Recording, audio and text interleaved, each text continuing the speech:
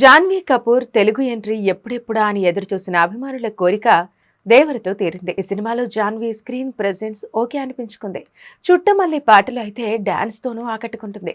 అయితే ఈ పాత్ర నిడివి మాత్రం చాలా చిన్నది. ఫస్ట్ హాఫ్ లో అసలు కనిపించలేదు.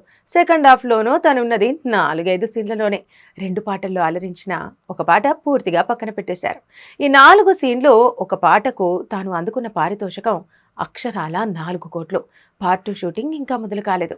కాబట్టి ఈ రెమ్యునరేషన్ పార్ట్ 1కి మాత్రమే. అరంగేట్రంలోనే 4 కోట్లు అందుకున్న హీరోయిన్గా జాన్వీ రికార్డు బ్రేక్ చేసిందని అనుకోవాలి.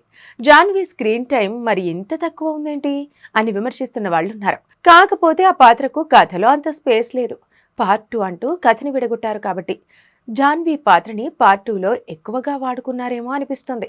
చిత్ర బృందం కూడా అదే చెబుతోంది. పార్ట్ 2లో జాన్వీ ప్రధాన భూమిక పోషించారన్నది ఎన్టీఆర్ కొరటాల ఓ ఇంటర్వ్యూలో చెప్పుకొచ్చారు.